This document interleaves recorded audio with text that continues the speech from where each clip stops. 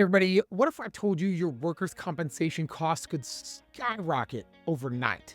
And that's going to leave you scrambling for solutions for your upcoming renewals. Now, that's exactly what happened to a recent prospect who called our office.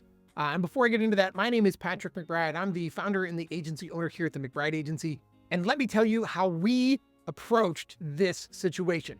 So picture this, right? Our prospects experienced mod jump from a manageable and actually above average 0.89 to a jaw-dropping 1.5.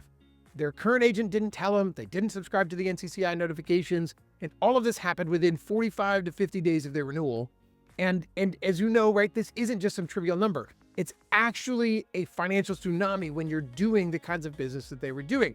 So before we dig too far into this, without any sort of technical jargon, your mod, if you don't know, is literally just a multiplier for your base rate for your workers' compensation on all of your contractors here in Illinois. So as an example, if your base rate is $10,000 and your mod is 0.89, we take 10,000 times 0.89, that equals $8,900. So you can kind of see how a 0.89 to a 1.5 going from a 61% increase. So now that $10,000 premium would be $15,000. This client was paying somewhere between $80,000 and $90,000 with that 0.89. So their insurance increased 61% overnight, and they had no idea what was going on. So naturally, this caused a kind of a state of panic, and they called us with a simple task, right? Find me cheaper insurance ASAP. Now, before I dig into everything that we do, right, you can't just slap a Band-Aid on a problem like this. We had to look at a strategic solution and find a real reason why the mod jumped and what actually happened. So with premiums threatening to cripple their budget, the first step for us was to dive into their safety and the risk management programs, right? Let's look at the pre-injury management. Let's look at the return to work process. And it turns out that as we dug into their loss runs, that what was driving that mod was actually two different claims, right? Not one, but two different claims that had reserves in excess of $100,000 each. Now let's totally change the game, right? These actually, surprisingly enough, involved two different employees. One of them was back to work inside their operation, and another one had left and gone somewhere else and was back to work. But these claims were still open, and the previous agency wasn't working to get them closed.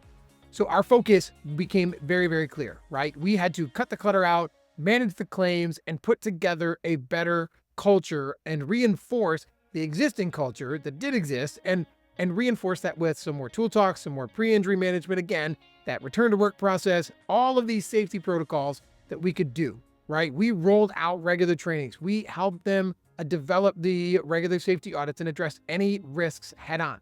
So it's not always about immediate savings. It's about clearer, safer, and more sustainable workplaces. So zeroing in on these, we were able to help them reduce the risks that drive the mod. The mod is only an indication of the safety, and the rate is only a result based on the safety, the programs, the mod, the claims, all of that. That's where your rate is driven from. If we don't address the foundation, you're never going to have the rates that you want. So takeaways today, your mod is something you have to monitor. Understand what's going on with your claims. Understand what your loss ratios or loss runs are, and always strive for proactive risk management. Costs can get cut, but if you don't have a safe work environment, you're going to be up a creek and not be able to afford not only the insurance, but if you can't afford the insurance, you certainly can't afford the claim. Until next time, let's keep those costs low and that safety high.